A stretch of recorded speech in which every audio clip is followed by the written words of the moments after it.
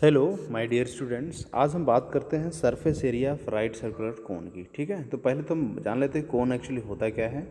तो कोन हमारा एक ऐसा सॉलिड फिगर होता है। Cone is a solid generated by the rotation of right angle triangle about the one of its side containing the right angle. ठीक है, तो राइट सर्कुलर कोन जो हमारा होता है बेसिकली, अगर हम बात करें कि ये हमारे पास क्या है, एक हमने क्या बना लिया, राइट एंगल ट्रायंगल बना लिया।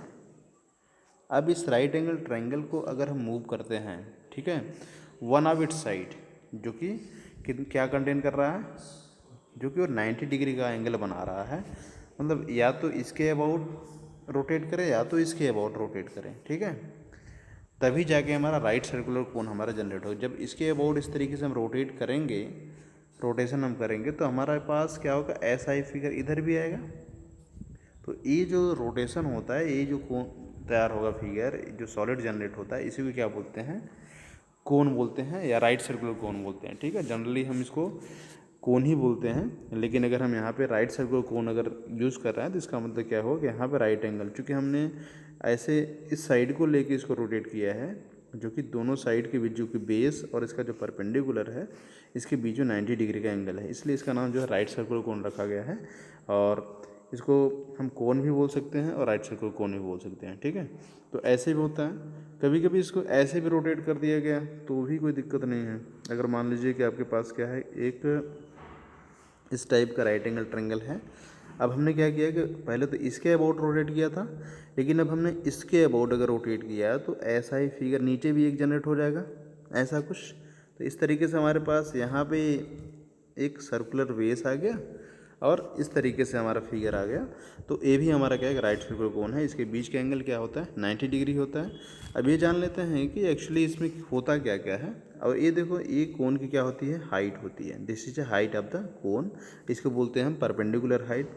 और ये हमारा जो होता है, ये भी एक प्रकार का हाइट है, जिसको क्या बोलते हैं हम, स्लैंट हाइट बोलते हैं। चूँकि ये क्या है, झुकी हुई है, यहाँ पे इसका जो है कुछ इंक्लिनेशन यहाँ पे बन रहा है, इसलिए इसको क्या बोलते हैं, स्लैंट हाइट बोलते हैं। ठीक है, तो यहाँ पे देखो राइट साइड को कोन में क्लियर हो जाना चाहिए कि आपके पास कितनी हाइट होती है, दो हाइट होती है। एक हमारा ये एच है और दूसरा क्या है, यल है। यल को बोलते हैं स्लैंट हाइट और एच को बोलते हैं परपेंडिकुलर हाइट। ठीक है, और ये जो होता है, इसकी बात जो हम करें तो ये हमारा क्या है, उस कोन का क्या सेंटर है। और चूंकि ये एक सर्कुलर पोर्शन है, चूंकि जब इस एंड को आप रोटेट करते हैं तो एक सर्कल तैयार होता है, इसलिए इसका जो सेंटर है ये क्या है, ओ है। और यहाँ से लेके यहाँ तक का जो डिस्टेंस होता है ये क्या कहलाता है, उस कोन का रेडियस कहलाता है। ठीक है, कोन का रेडियस क्या कहलाता है, ओ से लेके ये तक की जो डिस्टेंस होती है, चूँकि ये सेंटर पॉइंट है, मिड पॉइंट है पूरे का, ए बी का मिड पॉइंट है, तो ए बी का मिड पॉइंट ओ है।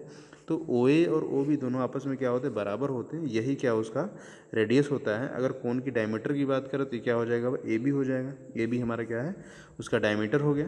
तो दैट मीन्स हम यहाँ पे ये समझ गए कि कोन में क्या क्या होता है। हमारे पास कोन में क्या होता है, रेडियस होता है, हॉरिजॉन्टल उसकी क्या होती है, परपेंडिकुलर हाइट होती है और स्लैंट हाइट होती है। तीन चीज़ें होती है। अगर हम बात करें यहीं से इस फिगर को ही देख के बात करें कि भाई ये बताइए कि ये आपके पास एक 90 डिग्री का एंगल है, मतलब राइट एंगल ट्रायंगल है, और आपको एल निकालना है।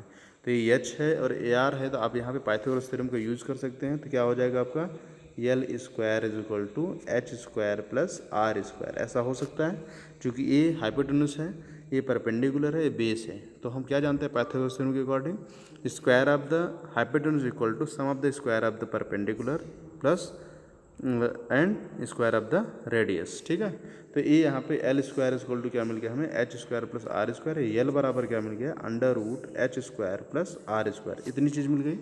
तो ये तो हो गया कि उसकी स्लैंट हाइट कैसे हम फाइंड आउट करें। क्लियर। अब हम देख लेते हैं कि इसका जो है, जो कर्व सरफेस एरिया है, इसको कैसे कैसे हम इसका रेडिया निकालते हैं, इसकी एरिया। ठीक है, तो जैसे हमने यहाँ पे देखा, ये हमारे पास क्या है, एक कोन है। ठीक है, एक कोन इस तरीके का बना हुआ है। अगर इसका नाम हम दे दें ए, इसका दे दें बी और इसका दे दें सी, और ए क्या है उसका, ये उसका क्या परपेंडिकुलर हाइट है, ये उसका क्या है, रेडियस है। अब इसको हमने क्या बताया था, ये स्लैंट हाइट है, ए भी आपका स्लैंट हाइट है, और ए वाला जो चीज़ है ये आपका क्या है, एक सर्किल है।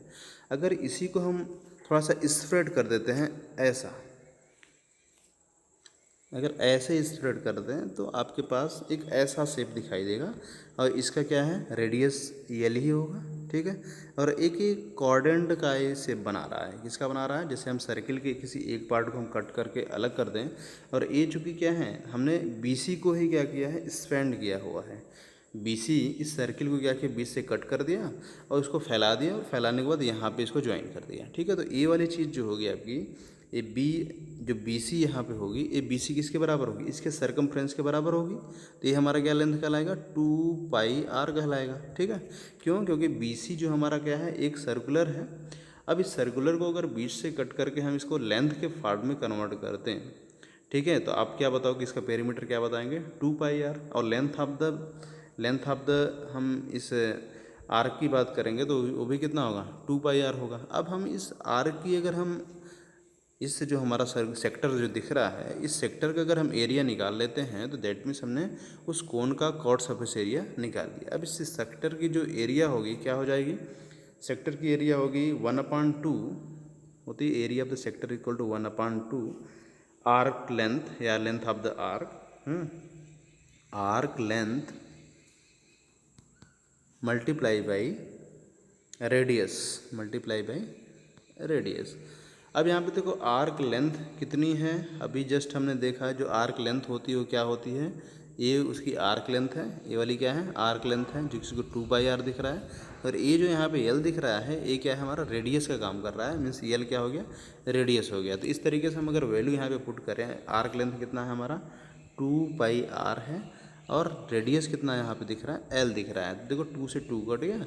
अब फाइनली हमारे पास मिल क्या गया कि curved surface area of cone equal to कितना हो गया πrl, ठीक है। तो ये हमारा πrl किसी कोन का कॉर्ड सरफेस एरिया का फार्मूला है, πrl, r उसका कोन का रेडियस है, l उसकी स्लैंट हाइट है, ठीक है। अब अगर हम टोटल सरफेस एरिया की बात करें तो देखो टोटल सरफेस एरिया की जब भी बात होती है तो वहाँ पे क्या आता है आपके पास, पहले तो कॉर्ड सरफेस एरिया आपने निकाल लिया इसका। इस तरीके से अगर हम कॉर्ड सरफेस एरिया में हम टोटल इस सर्किल का एरिया निकाल के ऐड कर दें, ठीक है, ये सर्कल है, इस सर्कल का एरिया अगर निकालें और उस कॉर्ड सरफेस एरिया में ऐड कर दें तो हमारे पास फाइनली क्या मिल जाएगा टोटल सरफेस एरिया मिल जाएगा, जैसे हमने सिलेंडर पढ़ा था। तो यहाँ पे देखो टोटल सरफेस एरिया क्या हो जाए, total surface area of cone equal to क्या हो जाएगा हमारा curved surface area plus area of the circular base, जो कि कोन का बेस कैसा है सर्कुलर है, तो क्या हो जाएगा हमारा πr²। तो देखो ये हमारा πrl आ ही गया है और πr² उस सर्किल का एरिया आ गया।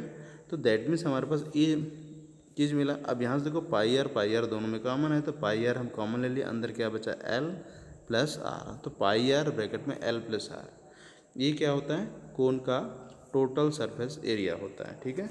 आई होप आपको फार्मूले के बारे में समझ में आ गया होगा।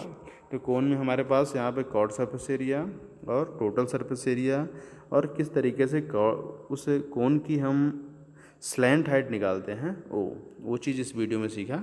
आई होप ये चीज़ क्लियर हुआ होगा। Thank you.